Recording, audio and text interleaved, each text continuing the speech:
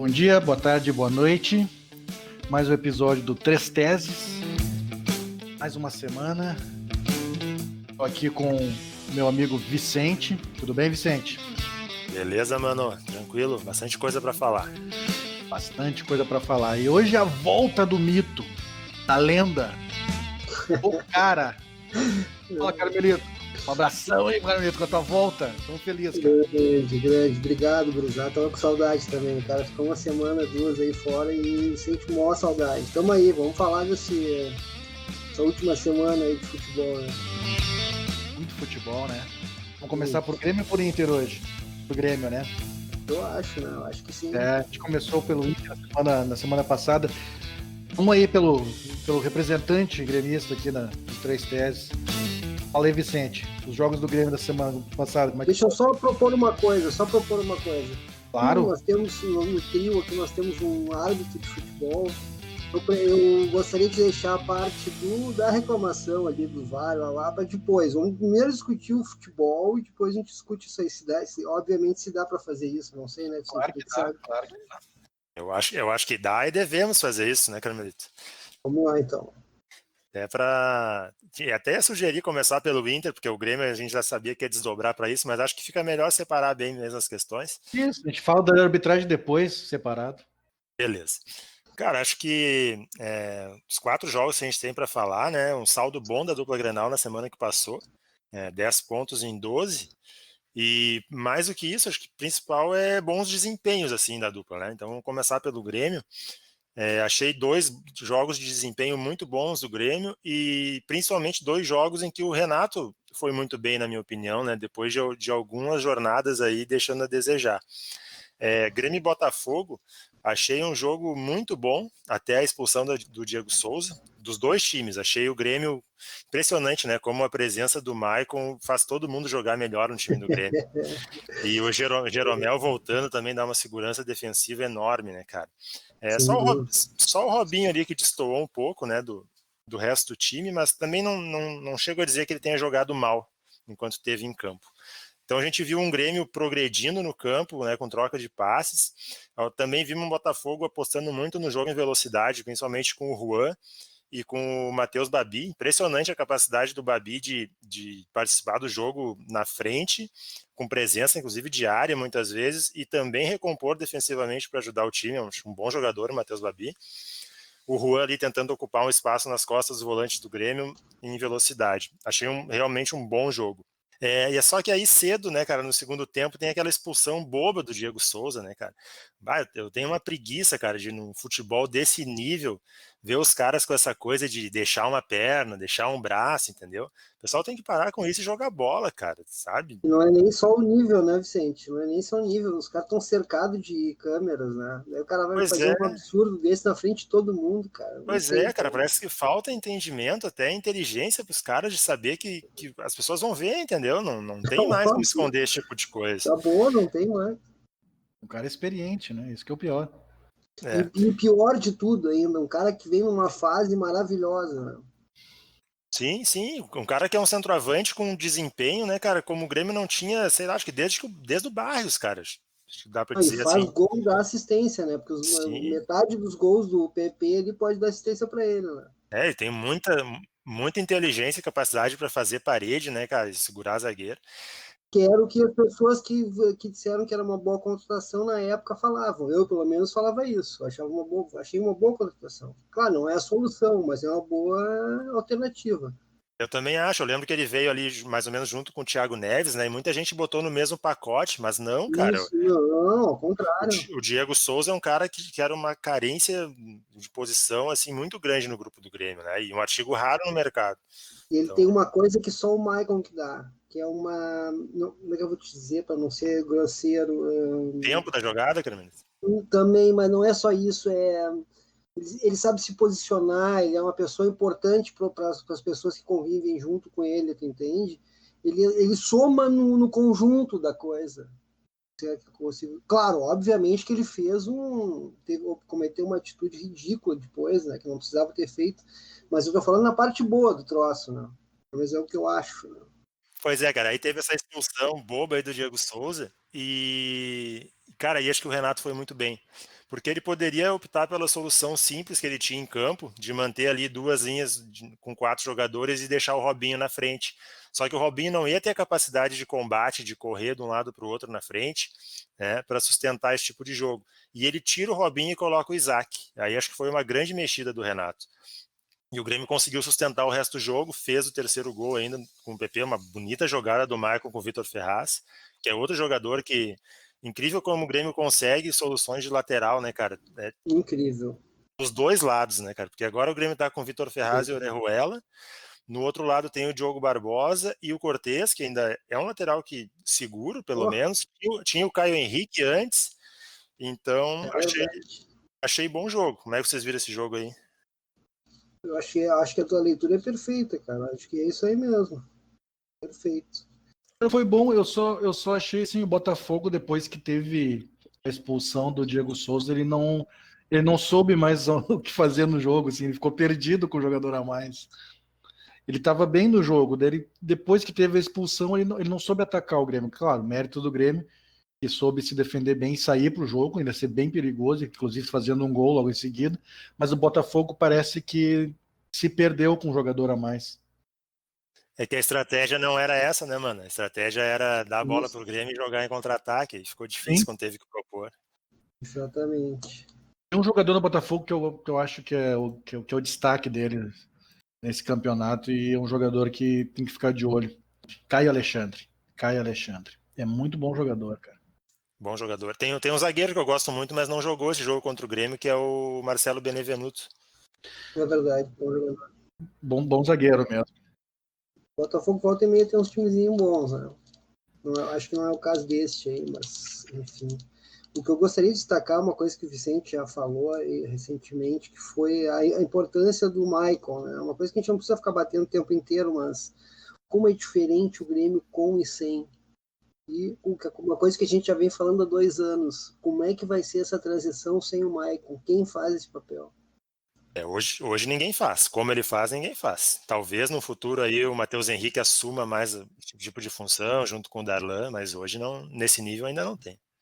Eu me lembro quando o Michael chegou no Grêmio, escorraçar, desculpe a palavra, tá? Não é bem isso, vou dar uma exagerada aqui, tá? Não fiquem chateados, Michael, não fica chateado, tu vai entender. Escorraçado do São Paulo, sabe? O torcedor odiava o cara no São Paulo. E ele chegou aqui, cara, com, como é que se diz, assim, com humildade, mas chegou convicto que ia dar a volta por cima, ia fazer um bom papel. E, porra, o que o Michael já conquistou no Grêmio, né? Dá pra ver que ele é um cara que confia muito na qualidade que ele tem, né, cara? Bah. E a mecânica funciona assim, ó, impressionantemente diferente com. Não, e outra, acho que quando tu falou em mecânica agora, Carmelita, é importante também lembrar que com o Maicon, o Renato optou por voltar para o 4-2-3-1, né? Tirou o Lucas Silva, voltou para o modelo antigo, para ver como o Maicon é um fiador desse modelo, né, cara? Para te ver a confiança, né? Pois é, então, segundo jogo da sequência do Grêmio, São Paulo, no Morumbi. O Renato mantém a estrutura, né, do 4-2-3-1 com Maicon e Matheus Henrique, mas tem um movimento que ele faz que eu achei muito interessante, considerando que o jogo seria contra o São Paulo, né, contra o Fernando Diniz, e aquele estilo de jogo que a gente já conhece. Na hora de defender, sem a bola, o Grêmio fez 2 linhas de 4 e deixou 2 na frente. Deixou o Luiz Fernando, né, não tinha o Diego Souza, junto com o Isaac. Né, por que ele fez isso, né, e não deixou um na frente como o modelo sugere? Porque ele fazendo isso, colocando 2 na frente, ele já vai complicar aquela saída de bola do São Paulo, não vai ter tanta liberdade para aquela troca de bola com o zagueiro. Então a gente viu muitas vezes o Luciano, o Tietê, tendo que recuar lá perto dos zagueiros para buscar jogo. Foi uma sacada muito inteligente do Grêmio para a preparação nesse jogo. O Michael daí ficando em linha com o Matheus Henrique e com os outros 2 extremas, ele teve que correr muito atrás da bola no começo. Isso até me preocupou um pouco, o Grêmio estava muito sem a bola, jogou a posse de bola muito baixa nos primeiros 20 minutos. Mas depois isso mudou. E a partir dos 20 minutos do primeiro tempo, o Grêmio controlou o jogo e eu vi o Grêmio muito melhor do que o São Paulo. Não, mas é mais ou menos isso. É mais ou menos isso. Eu vejo um problema no São Paulo. O São Paulo é incrível, é um eletrocardiograma. Ele consegue fazer bons jogos, como fez aqui no Beira-Rio e fez contra o Palmeiras.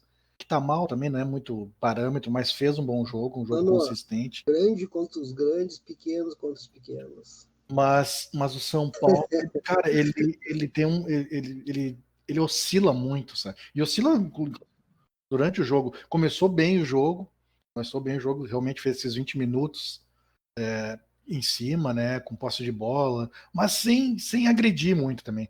E eu comentei isso durante o jogo no Twitter, que eu vi a gente dizendo, jogo muito bom, jogo acima da média. Cara, eu não conseguia ver isso.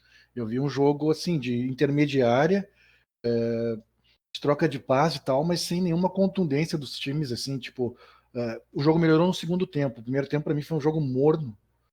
Os goleiros não fizeram defesas, não teve grande chance de gol. Um jogo realmente de intermediária, de toque de bola. O São Paulo primeiro tomando iniciativa, depois o Grêmio equilibrou e terminou melhor o primeiro tempo. Terminou. E o segundo tempo, acho que o Grêmio jogou melhor que o São Paulo e até merecia ter saído com um resultado melhor. Eu concordo com isso. Eu vi um jogo de São Paulo contra o Red Bull Bragantino. Aqui não tem problema de falar marcas, né? Não, a gente pode falar todas as marcas. Red Bull Bragantino. Cara, foi um horror. O São Paulo jogou muito mal. O Bragantino perdeu 500, estava na frente, ficou na frente 3-1. Que erraram 2 pênaltis, né? Ainda erraram 2 pênaltis, cara. Cara, foi que jogo horrível. E contra o Inter e contra o Grêmio fizeram um bom papel, eu acho. Eu acho que o problema de São Paulo justamente é esse. E o Grêmio, eu acho perfeitamente o que vocês falaram. Só tem um detalhe que eu sempre gosto de destacar, é que é difícil furar a defesa do Grêmio, né, cara? Como também foi difícil furar a defesa do São Paulo, né, cara? A forma tática como se porta e como pelos jogadores, obviamente. O São Paulo ele tem um problema, eu acho um mérito o Fernando Diniz dar um padrão e dar um, né? Só que assim, tu tem que ter alternativas dentro de um jogo. Quando o Grêmio subiu a marcação e dificultou muito a saída de bola do São Paulo não tinha alternativa. São Paulo tentou continuar fazendo a mesma coisa e perdendo bola com ainda, porque quem vinha buscar muito o jogo era o Daniel Alves, e tava mal no jogo, tava só batendo e errando passe, e mesmo assim eles não mudaram, eles continuaram os 90 minutos tentando fazer aquela saída que não estava funcionando. Então tem que ter uma variação de jogo, né? Vou dizer uma coisa, cara. Para mim, esse campeonato é o mais nítido em relação ao que eu vou falar. Quem joga em casa tem tendo muito mais dificuldade justamente pela necessidade que tem de propor o jogo, de fazer, atacar, bababá. Se a gente lembrar do jogo de São Paulo contra o Inter em Porto Alegre, o Inter não conseguiu ter o domínio que tem contra outros times, tu entende? Por quê? Porque o São Paulo também fez uma marcação muito mais à frente do que estava fora, tu entende?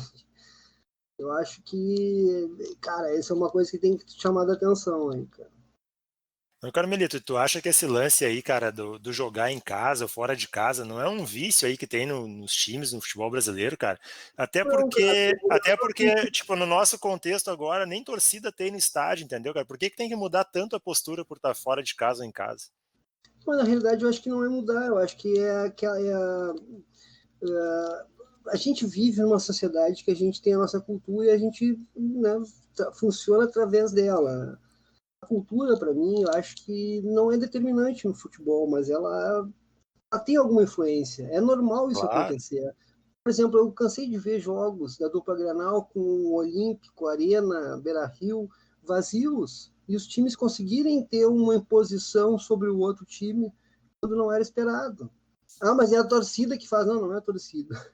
O pensamento coletivo que faz com que a equipe consiga dominar a outra.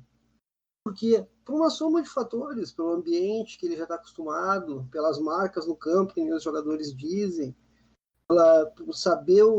Não estou dizendo que isso é determinante, que isso é 100% para ganhar ou dar certo ou errado. Até porque, para dar certo ou errado, não é uma coisa só, são trilhões de coisas somadas ao mesmo tempo para um time ser campeão.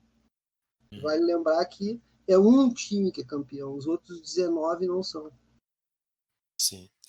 Cara, ainda sobre esse jogo aí dentro do campo, acho que o Grêmio jogou bem, mas ainda foi prejudicado pela lesão do Alisson, né, cara? Ainda no primeiro tempo, depois daquela pegada do Tietê, que aí ele teve que trocar de posição com o Luiz Fernando, né, cara? Ele teve que ficar na frente, porque estava muito descontado, enquanto conseguiu estar em campo ainda. E aí o Grêmio perdeu muito em construção, né, cara, pelo lado direito, porque o Alisson constrói muito melhor que o Luiz Fernando. E mesmo assim conseguiu jogar bem. E aí foi o único erro do Renato que eu vi nesse jogo, cara, foi realmente quando o Alisson não teve mais condição no segundo tempo, que ele optou pelo Tassiano, né, cara? Um cara sem característica nenhuma para fazer aquela função ali de pegar lá na frente. Mas fora isso, eu achei um bom jogo do Grêmio. Quem é que tu botaria? Cara, botaria algum de lado.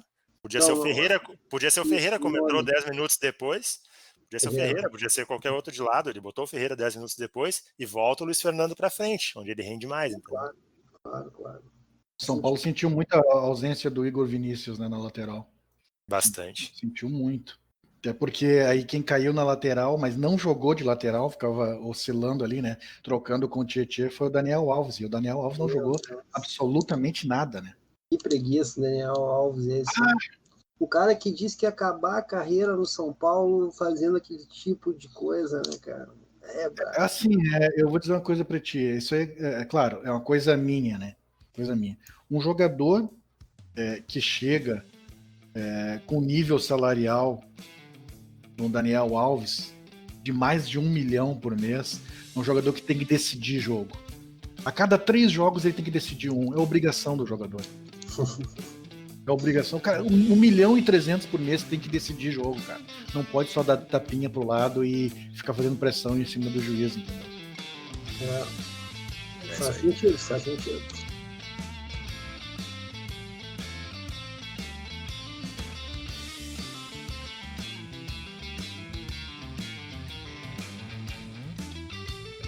Passar pro Inter, mano? Vamos lá. Vamos passar pro Inter, então. Deixar o Carmelito falar primeiro do Inter. Cara, se eu me ouvir, eu tenho algumas coisas para falar, até para pedir desculpa, né? Porque continuo. Vou fazer um resumo de tudo, tá? Tu não tem que pedir desculpa de nada, tá? Tenho sim, porque eu acreditava numa coisa e foi me provado que é outra. Cara, eu vi com os olhos que é errado de comer, continuei cruzando 2 bolas perfeitas na área. Tá, vou te fazer uma pergunta. Ele cruzou 2 bolas perfeitas. Se isso não é milagre, eu não sei mais o que é. Eu tenho uma teoria sobre esses cruzamentos, cara. Mas quantos recuos ele deu nos 2 jogos? Isso é 1 trilhão de recusa, cara. E que erra de decisão, impressionante. Nossa senhora. Claro, tem que dar um desconto, que tava parado há muito tempo e tal, é óbvio, mas... Cara, eu continuo achando que não vai chegar porque não tem grupo. Porque são mais 19 partidas, né, cara? E tem concorrentes fortíssimos. O Atlético Mineiro continua recebendo jogador de qualidade. Sabe o nome do argentino que chegou o último? Zaratio é um excelente jogador. Perdão, mano, uma coisa é inegável. Que trabalho do senhor Eduardo Cudê. Eu ia falar isso. A gente tá falando primeiro aí do jogo do meio de semana Inter, Sport Inter, né? E primeiro a escalação, tu vê o jogo dele, tá realmente rodando e ele não quer saber, velho. Ele tá rodando mesmo para poder que os jogadores não tenham o desgaste, né? E as lesões que estavam correndo. Então, ele entra com o time com o Fernandes e o Abel Hernandes. Não é pouca coisa. É o cara confiar no trabalho, entendeu? E mesmo assim, tipo, o time teve consistência. Claro que o Sport não é um grande time, mas mesmo assim o Inter foi superior, fez 2-0, uma grande jogada do Patrick, depois no cruzamento, né, milagroso, né, do Rodinei pro gol contra, fez 2-0. Aí tomou aquele gol. Cara, é incrível. Então tomou um gol de um cara de 1,60 m de cabeça, o cara tava sozinho dentro da... E não é o primeiro nesse campeonato. Não é. Daí tu vê que é erro de posicionamento. Já. A gente fala, né? Não, mas tem que botar o Moledo junto com o Cuesta. Cara, os dois são altos e o Inter tomou um gol de cabeça de um cara de 1,60 m. Essa é a realidade. Não entendo nada de futebol, vocês que entendem. Aquela última bola lá, não é o lateral que faz a última cobertura lá da bola? Ali eu acho que teria que ser do Wendel, né, que tava jogando, né? Acho que teria que ser, sim. A não ser que tivesse determinado para o Wendel alguma marcação individual em algum jogador do esporte. Ou então o Wendel tivesse perdido também, pode acontecer, obviamente. Se não acontecesse, eu não sairia, né? Mas não, é porque eu vejo muita gente falando, o zagueiro tem que resolver isso. Como assim, amigo? O cara cuida de toda a área. 2 caras vão cuidar de toda a área. Não é assim que funciona. Então, esse jogo, o Inter com o Abel Hernandes, com o Fernandes e com o Rodinei, conseguiu ganhar 5-3, né? Do Sport. Acho que mérito total, assim, do Cudê. Tá rodando, tá mostrando para os caras, olha, todo mundo vai jogar.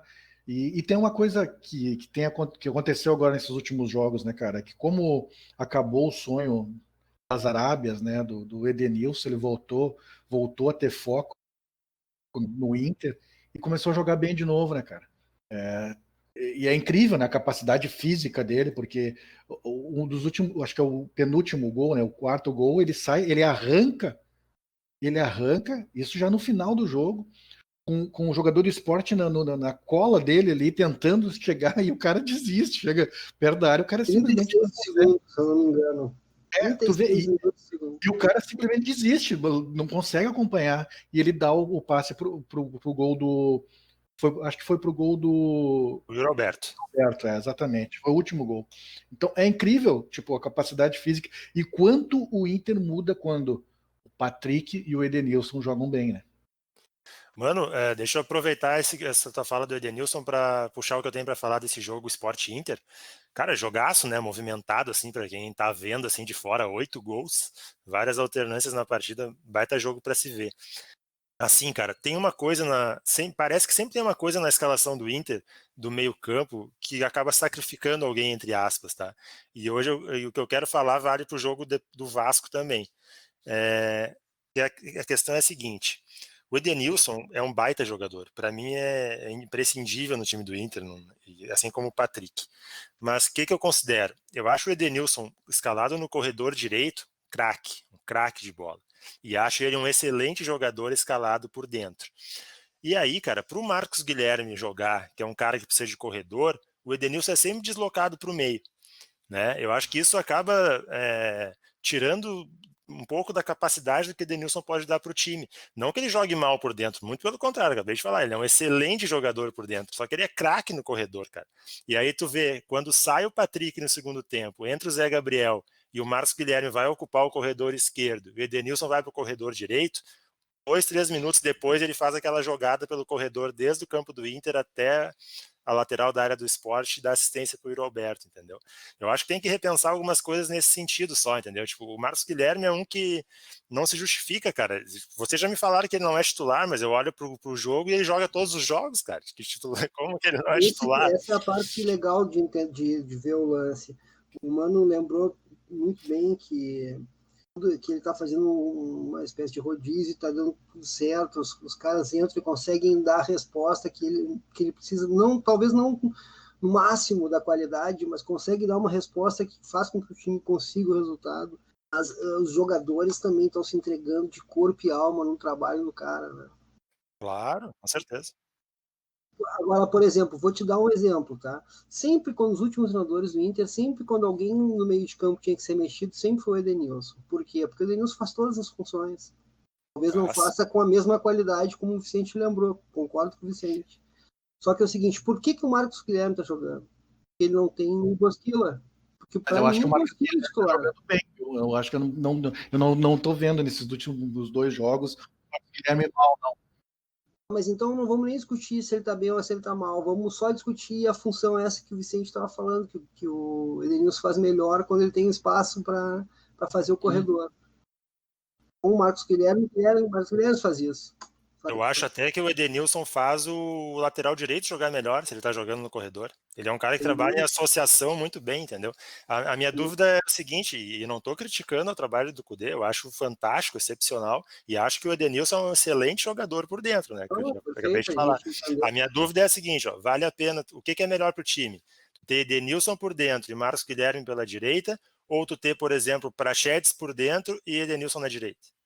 Mas o Marcos Guilherme, ele joga mais pro time, tá, o Vicente? Tipo, se tu pegar esses últimos 2 jogos, tu vai ver que ele fez muita cobertura, inclusive nas subidas do Edenilson, e ele é um cara que tem a reposição, ele tem velocidade, ele faz a reposição defensiva, ele tá até mudando, ele não era um jogador assim. O Kudê tá mudando o jeito do Max Guilherme jogar.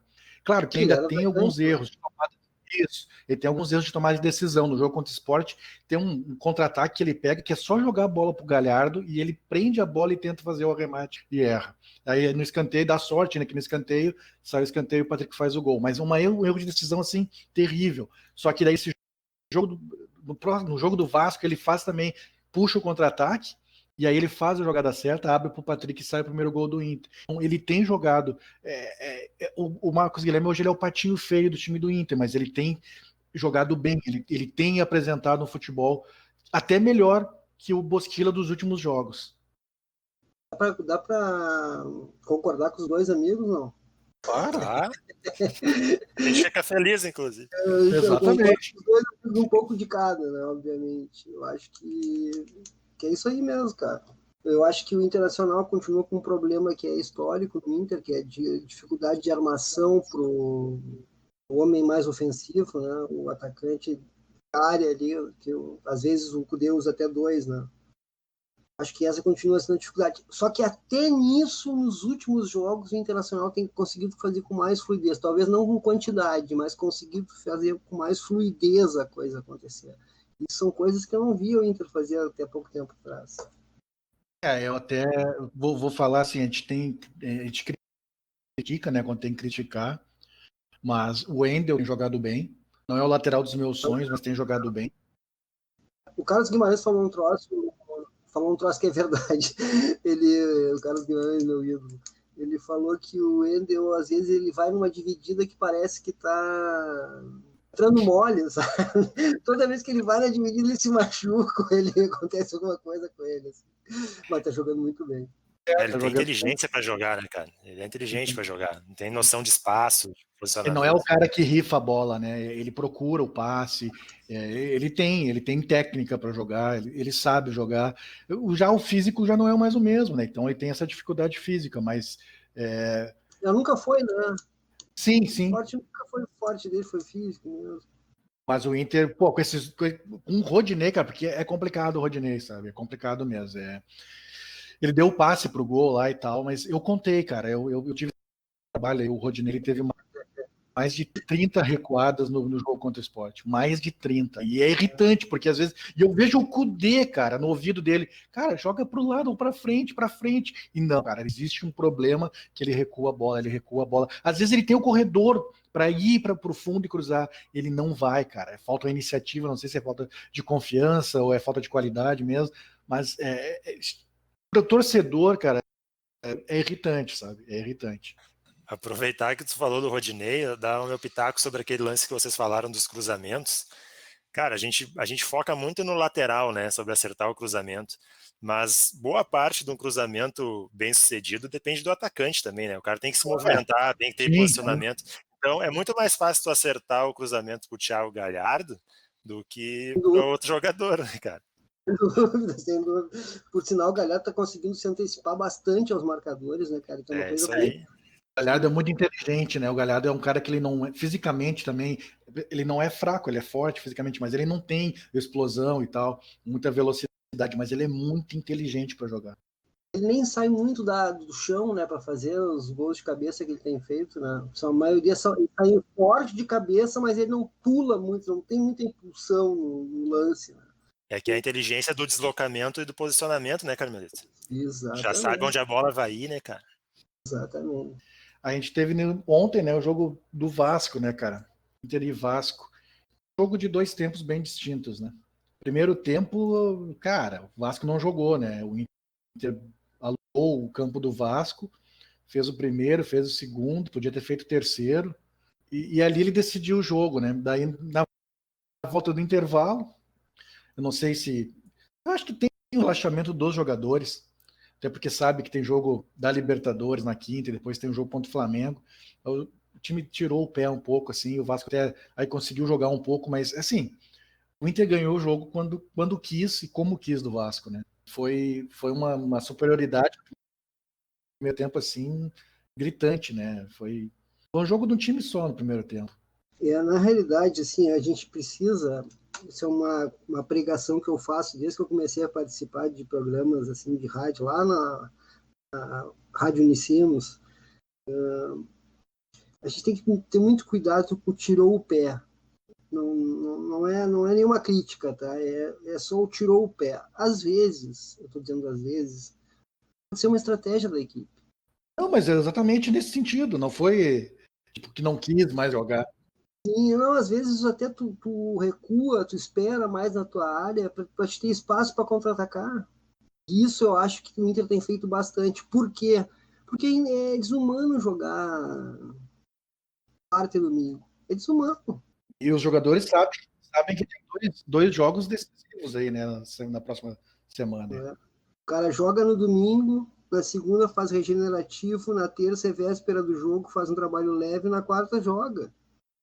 Na quinta faz regenerativo, na sexta faz um treino, no sábado é véspera do jogo, faz só um rachão ali e domingo joga. Eu vejo gente falando, eu vejo colegas meus falando, não, tem que treinar. Como assim treinar, amigo? No avião? Tem um dia de treino por semana, cara. Às vezes a gente quer que o time jogue o tempo inteiro em cima do adversário, isso não é possível. Não é possível. Por sinal, em vários momentos o Inter conseguiu durante o jogo, como o Grêmio conseguiu nos últimos jogos também, né, pressionar a saída de bola dos caras. Eu falei ontem, eu estava participando de uma live com a do povo do clube, né? E eu falei exatamente isso. Que não tem como o time jogar os 90 minutos pressionando o adversário com essa sequência de jogos maluca, porque vai estourar os jogadores. A questão é essa, vai estourar os jogadores. Então, conseguindo resolver os jogos cedo, consegue controlar o jogo. E não tem nada de errado nisso. E não tem nada de errado nisso. Sabe qual era um time que fazia bastante isso, mano? No seu auge? Grêmio de Renato Portaluppi, 2017. 2017 estava mais azeitado, né? O time já. Ali, o auge da passagem do Renato, né? Aquele time lá, ele sabia controlar o adversário jogando. Não estou dizendo que está no mesmo nível, tá? Pelo amor de Deus, não me entendam errado. Não estou falando de níveis, sabe, ser um time parecido com o outro. Não, aquele time lá é campeão da América. Então não dá para comparar com esse que está em formação ainda. Só estou dizendo o seguinte, ó, que a forma de fazer com que o outro time não consiga jogar é se impondo o tempo inteiro em cima dos caras, entende? E aí quando recua um pouquinho, fica aquela impressão de que os caras tomaram um sufoco do adversário. Não, né? E vou falar um pouco do Vasco, sim. O Vasco está com essa dificuldade, né? Ele demitiu o treinador Ramon, para mim, de uma maneira estúpida, mas enfim, né? Mas eu acho que o Vasco não é um time que vai brigar para ser rebaixado, não. Eu vejo o Vasco com alguns bons jogadores e que, voltando, né, a ter algum tipo de foco e sem problemas extra-campo, vai conseguir ficar ali no meio de tabela. Não? Acho o Cano é um bom jogador, o Benítez um bom jogador, o Carlinhos, que jogou, não é mau jogador, também é um bom jogador, o Thales Magno. Acho que o Vasco é o time que vai ficar no meio de tabela. Acho que o Pinto vai dar o recado. Como é que é? Sapinto acho que vai dar o recado, vai fazer o time do Vasco jogar. Eu também não acho que é tão desgraçado, já vi times bem piores. Piores, do próprio Vasco. Né? Vasco piores que esse. Exatamente. Por exemplo, o clube empresa aí, o Red Bull Bragantino, o time é horroroso, né, cara? Com todo respeito ao Red Bull Bragantino. Cara, eu vi o Inter e Vasco da mesma forma que vocês viram também, e acho que vocês tocaram no ponto-chave para o jogo, nesse jogo, que foi a questão da intensidade, cara. Claro que o Inter tem grupo melhor que o Vasco, taticamente é melhor que o Vasco, mas acho que tem uma ligação também aí com a demissão do Ramon, que nem o Mano falou. Claro. O Vasco era um time que a gente via mordendo bastante nos outros jogos e tal, e esse jogo contra o Inter, cara, foi pouquíssima pressão na bola, né? Cada um ali querendo fazer a sua, né? Muito passivo no jogo. A gente não viu mudança de postura nem quando passou a estar perdendo o jogo. né? Que é algo que normalmente pode acontecer, né? O time toma um gol e tenta subir um pouco mais, pressionar um pouco mais o adversário. Não se viu Deu um isso. pouco de Botafogo contra o Grêmio, né? Meio que ficou sem saber o que fazer quando teve oportunidade, teve espaço para jogar. Né? Só que o Botafogo não teve isso no começo do jogo, né, Caneta? O Vasco jogou o tempo inteiro assim. Só teve aquele começo do segundo tempo mesmo, que o Inter deu uma segurada, mas logo depois também subiu um pouquinho a intensidade e já controlou o jogo de novo. Então, acho que o Vasco, também acho que é um time que tem grupo para não cair, para fazer um campeonato seguro, mas tem que ver aí a questão anímica, né, cara? Como é que vai ser com esse treinador chegando de fora. Eu não conheço o trabalho, não conheço o trabalho desse treinador aí. Dizem que ele é um treinador bem agitado, né? Que cobra Meu, muito os jogadores. esse cara aí, ele conseguiu ser expulso no próprio jogo de despedida, vocês sabiam disso? Não. Que coisa genial, cara. Espetacular. Eu amo os irmãos portugueses, cara. Jogo de despedida dele pelo esporte, ele foi expulso, cara. Que loucura, hein? Que ser humano fantástico. Antes da gente falar da arbitragem, né? Eu até vou falar da arbitragem do juiz que eu não gosto, né, cara? Do Braulio, apitou bem. O jogo foi tranquilo também, mas apitou bem. É que o jogo não exigiu, né, mano? Não exigiu nada. Quando o jogo não exige, é uma barbada. Mas antes de falar de arbitragem, eu queria dar 2 destaques do campeonato, que é a goleada do Flamengo contra o Corinthians no E começo do Wagner Mancini, hein? em São Paulo. E cara, e foi 5, podia ser 6, 7. Tranquilo, assim, né? Jogou. O Corinthians jogando. O problema do Corinthians, cara, eu vou falar assim: o Corinthians ele é um time bem limitado e que não disputa, tá ligado? Um time que não. Aquele não último gol, a postura do Gil naquele último gol é muito significativa, né, cara? Entregue, sim, né? exatamente. O último gol é um deboche. E o meu ataque aí é o Fortaleza, né, cara? Ganhou mais uma, né? Rogério Ceni bem.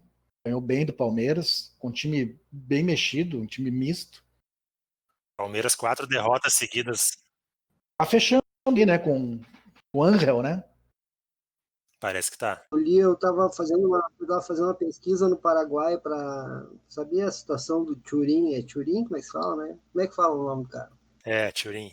Turim. E os caras estavam falando que Francisco Arce, grande Francisco Arce, enorme Francisco Arce, era cotado para ser técnico do Palmeiras também. Cara, o Arce não tem bons trabalhos como treinador, cara. Não nesse nível, assim, pra estar treinando no Palmeiras. Ele foi o último campeão, né? Mas em campanhas em Libertadores, né? Em exigência um pouco maior. Sim. O Palmeiras tem uma aí também, né, cara? Se ele vai trazer um treinador estrangeiro, vai ter que dar tempo pro cara, né? Não é pra esse ano, né, cara? Você vai esperar resultado imediato, vai quebrar a cara. Vai quebrar a cara, exatamente. O grupo do Palmeiras, com todo respeito, ele é bastante caro e tal, mas eu não vejo ele para qualidade para formar um time com confiança que tu vai disputar título. Eu acho que aí, nesse caso, Carmelito, o Palmeiras não vai ser para essa temporada, mas ele vai ter que reformular esse elenco aí. Não adianta ter um elenco grande, caro, mas que não deu liga, não fechou, não conseguiu fazer esses caras jogarem, então vai precisar trocar, vender, vai ter que mudar bem a fotografia para a próxima temporada do Palmeiras. O Mano falou sobre o Flamengo, tá? Eu vi 2 dos 3 jogos do Flamengo, dos 4 jogos do Flamengo na semana. Que absurdo isso, né, cara? O Flamengo, cara, olha, não deixa o Flamengo disparar. Se o Flamengo disparar, vai ser difícil de pegar. É um grupo muito forte, né, cara? E a Liga tá dando, sabe? Ganhando 2 jogos com gols 45 do segundo, sinais fortes de... Claro, né? É futebol, tem mais 19 rodadas, né? Eu vejo gente tirando o Grêmio da competição aí. Olha, segura a barca. Eu não, acho que não é o momento de tirar o Grêmio ainda. Aí. Para título tá longe pro Grêmio, mas para G4 eu acho que dá para chegar.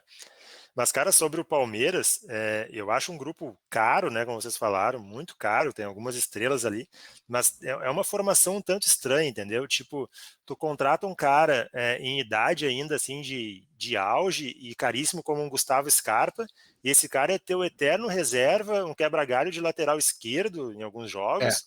Eu acho muito Não estranha dá essa sequência formação. pro cara. E ali falta também, parece que principalmente no meio-campo ali, na parte ofensiva, falta assim sede de protagonismo para alguns jogadores, entendeu? Tipo, tu vê o Rafael Veiga jogando, é um bom jogador e tal, mas tu vê que ele parece que ele é coadjuvante, entendeu? Ele não vai ser a estrela do teu time, ele não vai chamar a responsa num jogo na hora que precisa, sabe? O Lucas Lima da mesma forma. Eu não sei, eu acho um grupo caro, mas um grupo estranho e meio mal formado também.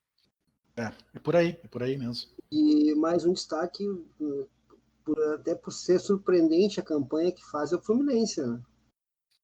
Muito bem, né, cara? Um seguro, né? Jogo seguro. Não, e com aquele grupo, pelo amor de Deus, cara, que grupo é aquele? Fez um jogo bom contra o Atlético Mineiro, muito bom. Mas teve dificuldade contra o Ceará, viu? O time do Ceará. Mas é assim que funciona. Aquele grupo, tu acha que vai fazer o quê, mano, no campeonato? O Ceará é outro clube que vai subir ali também, é meio de tabela, tá? Bom trabalho do Guto. Não, Bom trabalho do Guto mesmo. E a gente já tinha falado, né, olhando para a tabela, né, que o Corinthians tinha que abrir o olho, né, cara, e só desce, né, já é 15º, né, cara. Cara, é que tem poucos times jogando menos que o Corinthians, né? Essa é a verdade, né? É verdade. É verdade. Eu queria fazer um outro destaquezinho só de Brasileirão em geral. O Sport, né, cara, que vinha com uma boa arrancada do Jair Ventura, 4 derrotas seguidas, né? O que será que aconteceu com o Sport? Teve uma contratação no meio-campo ali, né? Coincidentemente, nesses 4 jogos. Nevou, né? Nevou em Recife. Isso aí. Nada é por acaso. Cara, eu vou dizer que eu até torço para que os caras sejam felizes, cara. Claro. Eu também não tenho nada contra o Sport, é um time simpático. Eu vou dizer uma coisa, eu quero que todos os times nordestinos permaneçam na primeira divisão, cara. Com certeza. Quanto mais, melhor.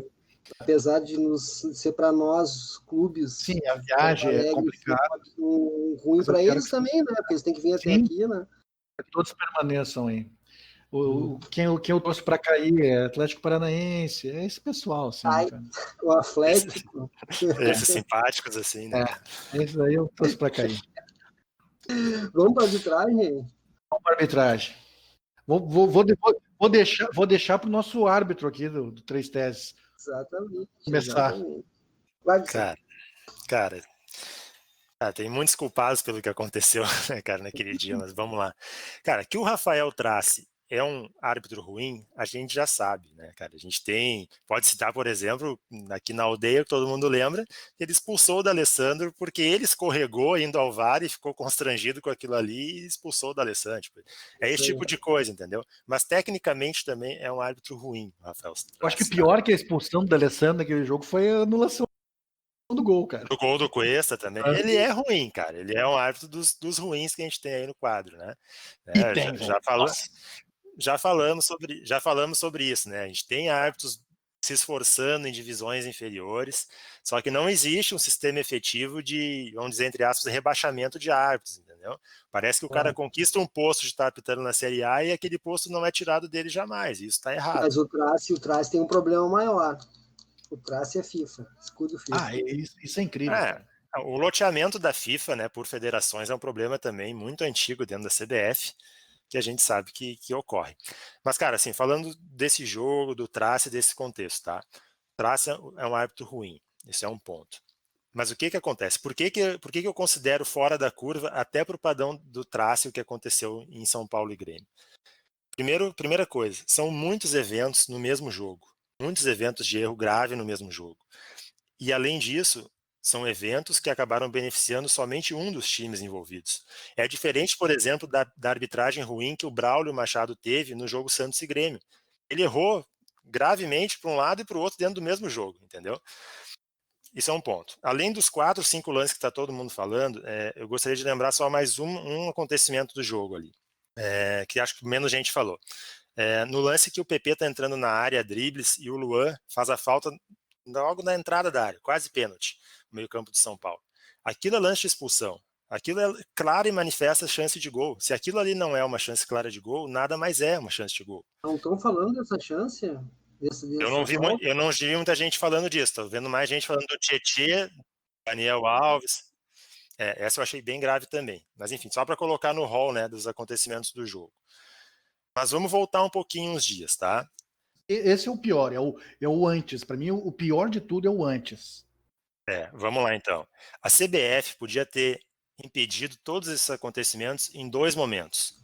Primeiro, é básico, quando se faz escala, se olha o árbitro que se pretende escalar e se olha os jogos anteriores. Se aquele cara teve envolvido em jogos de uma das equipes em 3, 5 rodadas atrás, tu não escala aquele árbitro para o jogo. Esse é o primeiro ponto onde a CBF podia ter atuado. Segundo ponto, escala saiu, algum clube foi lá e reclamou e pediu para trocar, não se troca. Só se troca escala por impedimento do próprio árbitro. Olha, teve um falecimento na minha família, olha, me lesionei aqui no treino, olha, perdi o avião. Aí se troca. Não se troca por pressão. Estou por pedido. Para aí, não quero esse árbitro, vou trocar. Não, que isso, cara. Isso não existe, isso é básico, essas duas coisas. Então, o que isso ocasionou? Para mim, eu não vou colocar má intenção, entendeu? Colocar na índole do Trace ou do Elmo, que era o VAR do jogo. Eu vou colocar no condicionamento. A arbitragem foi para o jogo extremamente condicionada para esse jogo. E para mim, só isso explica o VAR não chamar em 4, 5 lances que claramente eram para intervenção do árbitro de vídeo para chamar o Trace. E dá para ver esse condicionamento no Trace também, no decorrer do jogo, de como ele conversava com os jogadores do Grêmio e como ele conversava com os jogadores do São Paulo. Os cartões para o Jeromel e para o Kahneman são sintomáticos, cara. O cartão para o Kahneman é o Trace que não consegue manter a barreira no lugar, tanto que ele manda repetir a cobrança. Quando tu manda repetir a cobrança porque a barreira não estava no lugar, tu tem que no mínimo advertir com um amarelo o jogador da barreira que não respeitou a distância. Aí ele vai dar o cartão amarelo para o jogador que está contestando isso, entendeu? O lance do cartão pro Jeromel é a mesma coisa, ele está contestando a pisada do Daniel Alves no Luiz Fernando, que tirou o Luiz Fernando do jogo minutos depois. Então, cara, uma conjunção, assim, entendeu? É árbitro ruim, árbitro mal escalado, porque estava envolvido em jogo das equipes, né, no momento anterior, rodadas imediatas anterior, e o condicionamento, cara. Para mim foi isso que aconteceu, deu essa pororoca de merda. É isso aí, eu acho um belo resumo, acho que é justamente isso. Só tem uma coisa que eu acho que é uma coisa assim, uma observação, né? Isso era para acontecer? Eles queriam que acontecesse isso, porque, vem cá, ninguém entende? Ninguém vai saber que houve uma reunião com o São Paulo, com a CBF, e houve uma mudança de coisa. Não tem como esconder isso. Olha o precedente que isso abre, né, Carmelito? Pois é. E, por exemplo, cara, é duro. Não dá nem para falar o que eu gostaria de falar aqui sobre futebol. O culpado nessa história toda chama-se Gaciba. Comissão de árbitros. Cara, pelo amor de Deus, né, cara? Ele é o cara que tem hoje o comando da arbitragem. Se ele cede à pressão, e ele cedeu à pressão, ele, para mim, é o maior responsável por isso tudo.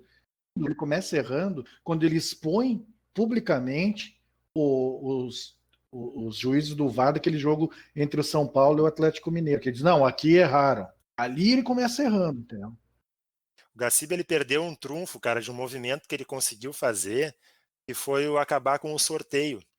Porque o sorteio, eu sei que a maioria das pessoas acha justo o sorteio, mas, cara, assim, a escala de arbitragem, tu tem o teu quadro de árbitros e tu tem os jogos, tá, da rodada.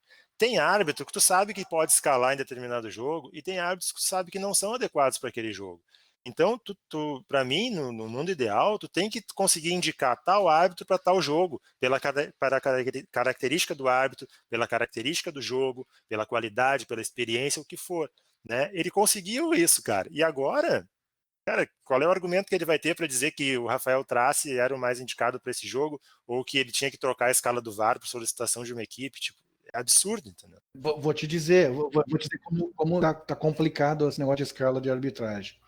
Parece que eles fazem de propósito. Parece. Vocês viram quem é o árbitro de Inter e Flamengo? Não. João Pereira Sampaio. Parece piada, né? O problema é isso, né, mano? É que eu falei antes, da rotatividade, né? Se tu pega alguém que apitou bem ali umas rodadas seguidas em Série B e tal, dá uma chance pro cara na A, entendeu? O cara tá apitando mal na A, dá uma segurada no cara, faz uma reciclagem, ou bota ele lá apitar um jogo da B. Agora, se vai ser clubinho, de estar sempre os mesmos rodando em todas as rodadas, porra, aí não dá, né, cara? Não, e o cara erra muito, muito. E nada acontece, Vicente. Eu vi o jogo do São Paulo e Fortaleza, cara, é uma sucessão de erros assim. Foi ruim ali. Nossa, cara, e esse cara vai continuar apitando, entendeu? Sem ninguém chamar a atenção dele. Olha aqui, cara, olha o que tu fez. Deveria ter um esquema de reciclagem, né, cara? Pega os Com carinha que certeza. foram mal, bota eles na salinha, bota o vídeo lá, faz exercício de campo. Olha, aqui tu errou porque tu estava posicionado errado. Então agora nós vamos treinar posicionamento. E vai pro Exatamente. campo com os caras, meu. Exatamente. Tem dinheiro para fazer isso, cara. A CBF tem um orçamento gigantesco, um monte de patrocinador aí, milionário. Entendeu? Com Falta é certeza. vontade, cara. Falta gestão e vontade.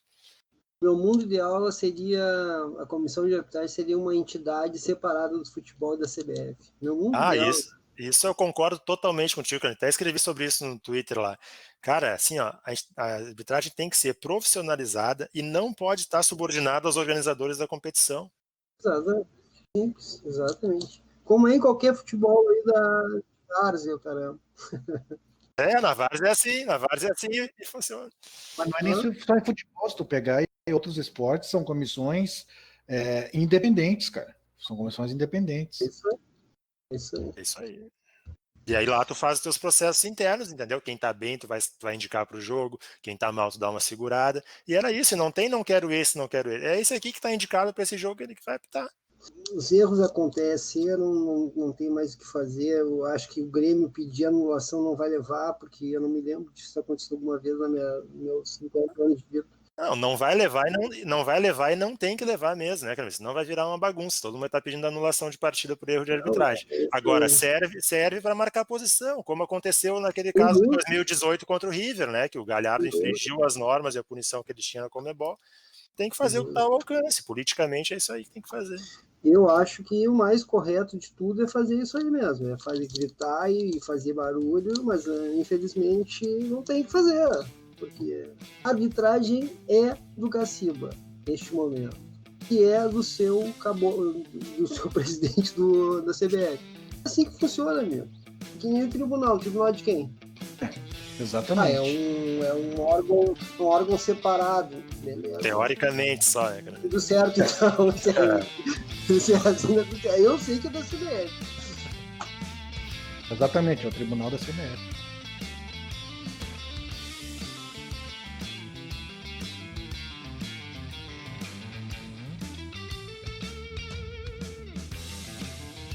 Um pouquinho aí do futebol feminino, Vicente. Aconteceu mais ou menos o que a gente previa, né? Exatamente o que a gente previa, né, cara? O Inter teve um jogo tranquilo contra o Minas, né, na última rodada, ganhou de 4-1.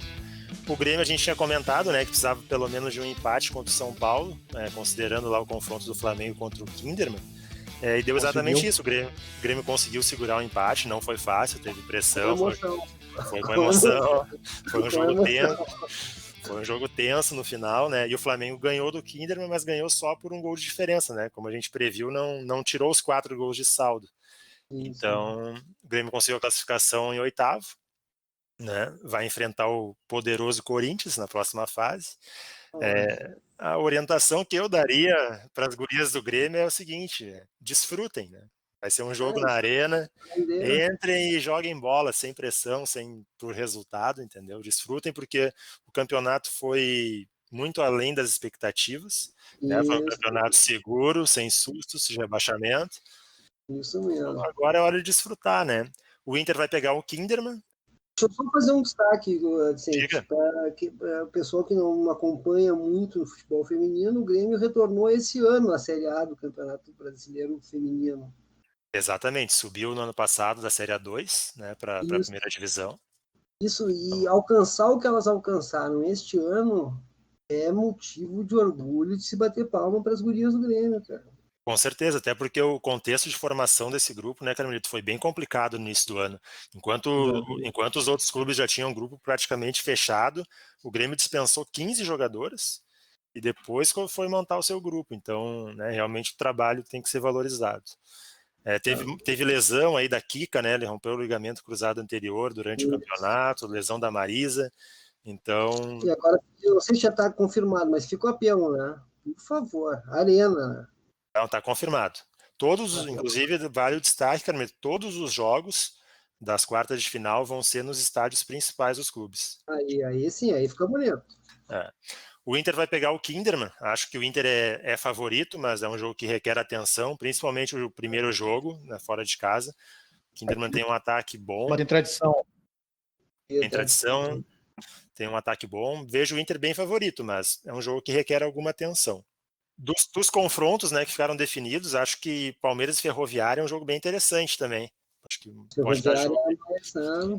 Ferroviária teve um momento de turbulência ali agora mais para o final da primeira fase, mas nos últimos jogos já jogou um pouco melhor.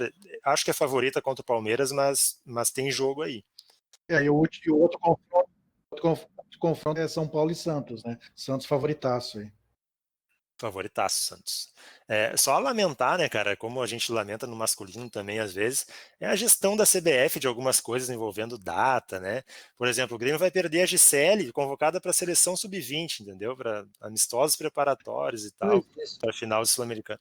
Então, erros para todas as divisões, para todas as competições, eles conseguem fazer. O caso, por exemplo, que é um absurdo, é do Yuri, do Inter, o Yuri Alberto. O rapaz recém se recuperou de uma lesão, o Inter está dando, né, botando aos poucos, e agora que ele se recuperou, ele vai para a seleção para treinar. Para treinar e jogar amistoso, sei lá, contra o time do interior de São Paulo e perder o jogo decisivo da Libertadores, perder o jogo contra o Flamengo e perder o outro jogo ainda. Vai perder 3 jogos o Yuri Alberto. Esse jogo, voltando só um segundinho para o futebol masculino, tá? Esse jogo do Inter com o Flamengo, para mim, é decisão. É um jogo que posiciona, né, cara? Acho que o Inter ele fez muito bem, né, o papel dele agora, enquanto estava a atenção direcionada só para o Brasileirão, que agora vai começar a dividir de novo entre Libertadores e Copa do Brasil, para se manter ali perto do Atlético e no grupo da frente, né? Vai ser complicado, porque esse calendário é complicadíssimo. Mas o ótimo primeiro turno, um negócio realmente fantático, primeiro turno do Inter, tendo 2 jogos aí, podendo ainda fazer uma pontuação melhor, mas tem que tirar o chapéu, tá? Concordo. Cara, só para fechar de feminino, eu queria de novo indicar que eu já citei aqui no podcast a galera lá do podcast do De Primeira.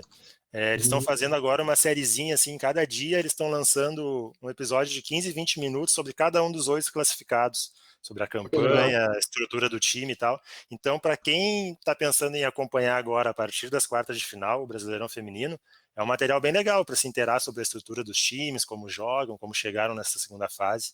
Tá bem bacana. Vou falar uma coisa para vocês. A gente costuma bastante dar-lhe bastante na CBF. Adoramos criticar a CBF. Mas a CBF ela mudou o futebol brasileiro essas últimas gestão aí. Fez diversos campeonatos terem visibilidade, acontecerem com regularidade, com qualidade. Você tem visto, como é que você tem visto o acompanhamento da imprensa em relação ao futebol feminino? Para mim tá devendo, né? Claramente devendo. Muita gente ainda naquele discurso não, primeiro tem que crescer para depois a gente chegar e acompanhar, e aí o pessoal não se atenta para a sua responsabilidade frente a isso também, né? Também é responsabilidade de quem cobre, dar visibilidade e fazer o troço crescer. Não dá para, a gente já comentou aqui outras vezes, não tem essa do ovo ou a galinha, né, cara? Tem que todo mundo puxar ao mesmo tempo. Eu não assisto televisão aberta, tá? Não tenho televisão na minha casa, por sinal. Chegam a mostrar os gols do campeonato feminino brasileiro? A Band está passando o campeonato feminino todo sábado, TV aberta. É a única, né?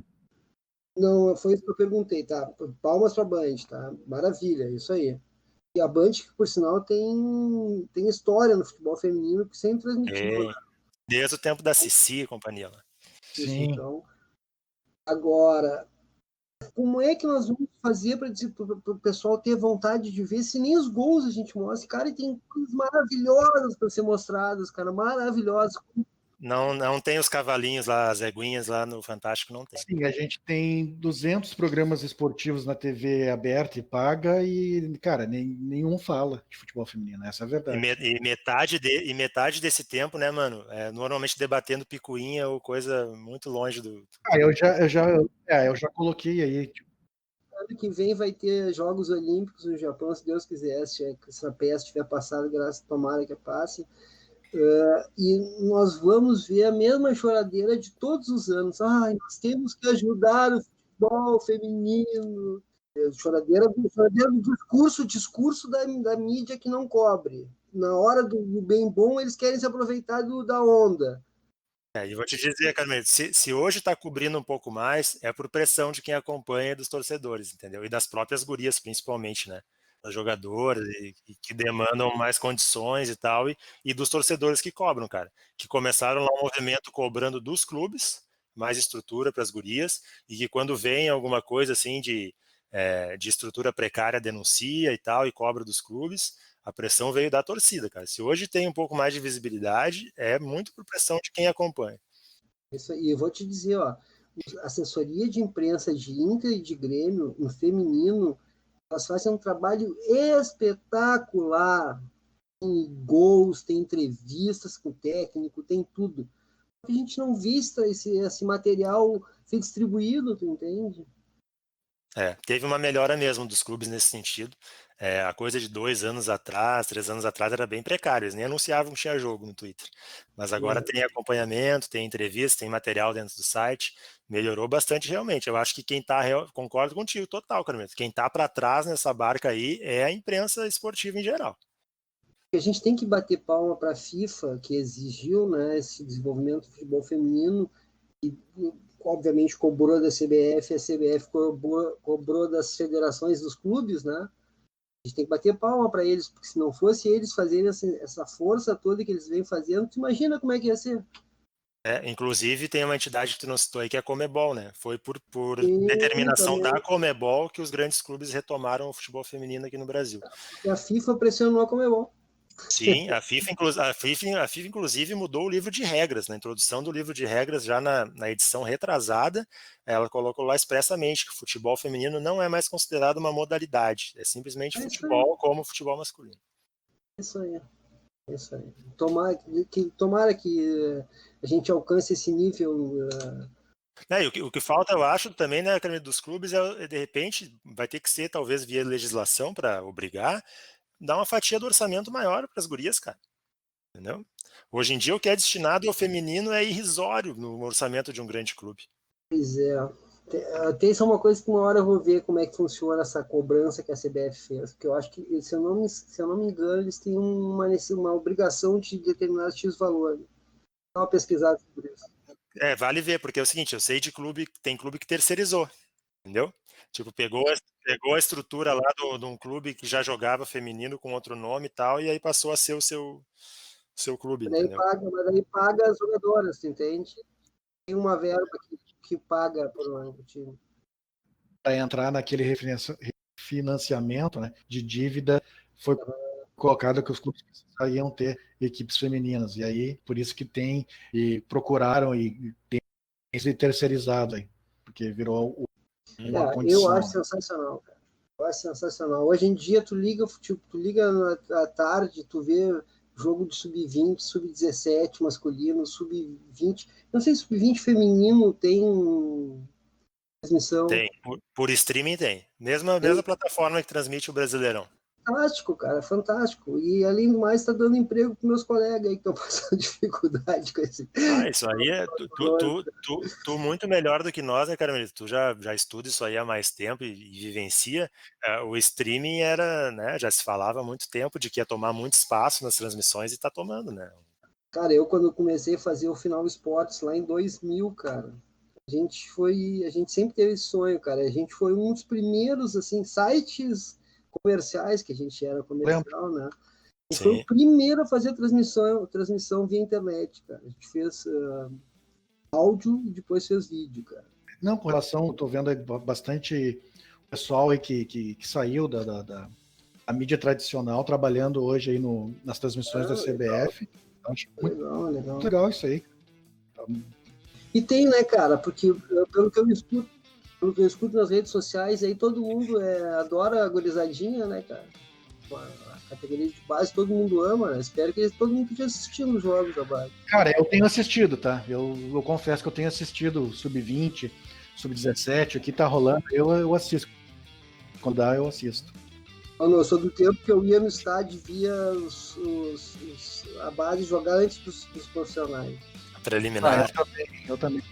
Eu sou Os jovens nem sabem mais o que é isso. Pô, era legal, cara. Era legal ver. Tá louco, era maravilhoso, cara. Era maravilhoso. E era uma maneira da torcida se divertir antes do jogo, né, cara? Então era legal, era legal. Muito legal. Tem boas lembranças de quando eu era criança.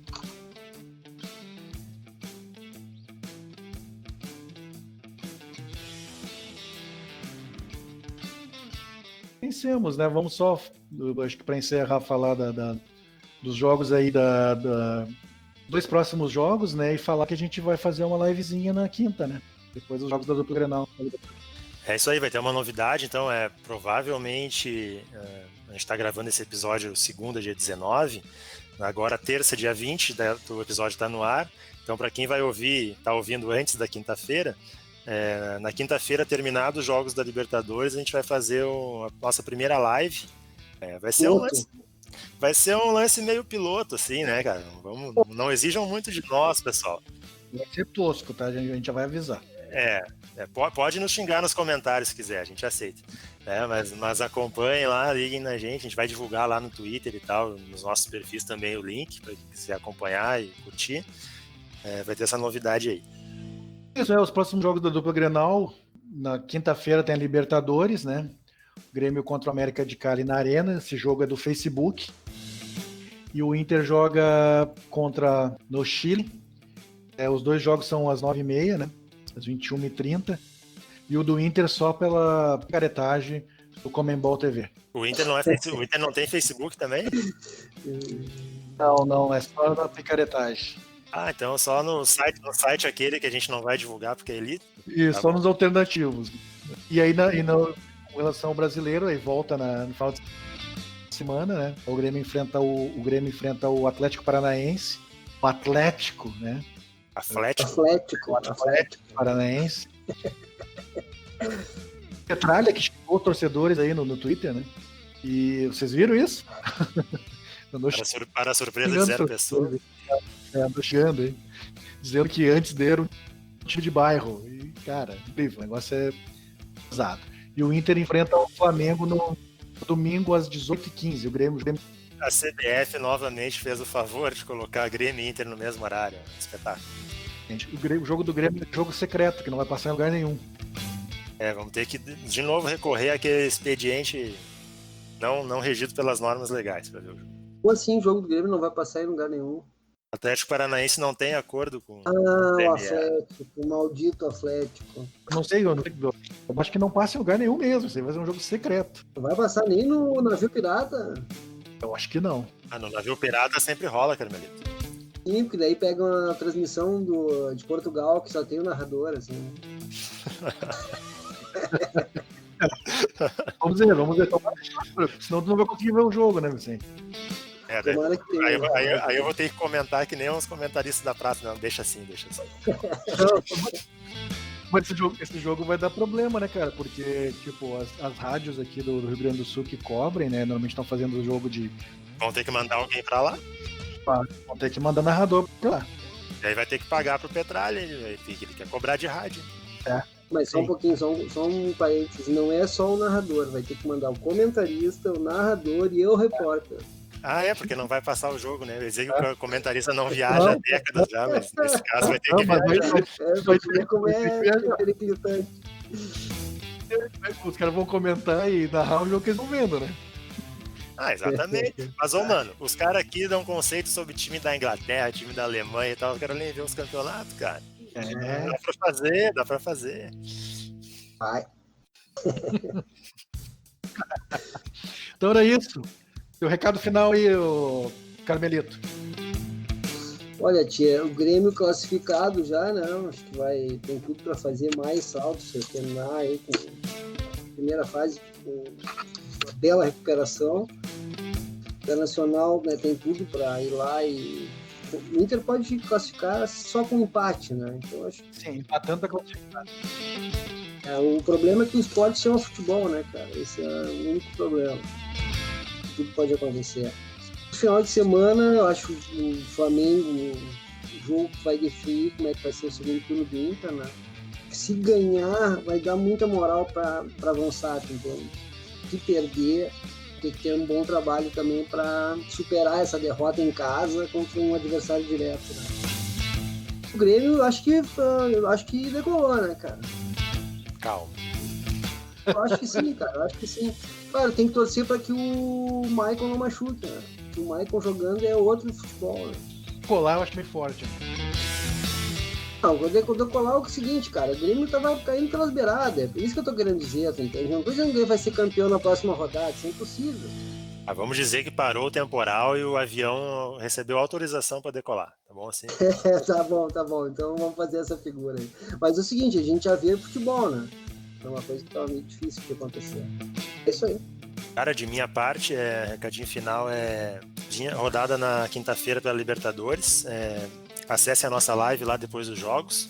A gente vai estar falando sobre os classificados, já vamos ter todos os classificados, quem foi primeiro, quem foi segundo de todos os grupos. Poder falar um pouquinho sobre como foi essa primeira fase, o que teve de surpresa, projetar um pouquinho possíveis confrontos, tem bicho-papão, se não tem, esse tipo de coisa. E comentar, claro, sobre os jogos, porque a gente só vai poder ver um ou outro, são no mesmo horário. Então o Mano vai contar como é que foi o jogo do Inter, eu conto como foi o jogo do Grêmio, o Carmelito comenta os dois porque tem muito talento. Era isso. Eu vou fazer de tudo para embarcar nesses navios aí e ver se eu consigo ver os dois ao mesmo tempo. Isso aí. Fazer isso também. Então tá. Bom, semana cheia aí, Libertadores. Espero que o Inter consiga pelo menos um empate para classificar para a fase de mata-mata. O Grêmio já está classificado. Rodada do Brasileirão no domingo, bem legal. Inter e Flamengo. Acho que pode ser um grande jogo, né? Grande jogo. Jogo da rodada, Inter e Flamengo. Infelizmente o Grêmio e o Atlético Paranaense é aquele jogo fantasma que ninguém vai ver, né, cara? Por isso que eu torço para o Atlético Paranaense cair, é um dos motivos. E cara, eu sou repetitivo, mas vou botar aí, cara. A gente tá com mais de 500 mortes por Covid por dia de novo. Voltou a aumentar o número de mortes. As pessoas parece que estão vivendo num mundo paralelo, onde já existe vacina, onde já existe remédio, onde as pessoas não ficam doentes e morrem pela doença. Então, um pouquinho de responsabilidade, cara. Um pouquinho só peço um pouco de responsabilidade. E menos egoísmo das pessoas, cara, porque tá feia a coisa. Os hospitais aqui em Porto Alegre, as UTIs já estão com problemas novamente, 85, 90% de ocupação, e o pessoal tá brincando com uma coisa muito séria. Então, gente, não tem vacina ainda. A Covid é uma coisa séria, tem gente morrendo, muita gente morrendo. De novo, a gente tá ultrapassando mais de 500 mortes por dia, então vamos se cuidar, vamos ser um pouquinho responsáveis. Esse é o meu recado. Defendam o SUS. Defendam o SUS. Um abraço.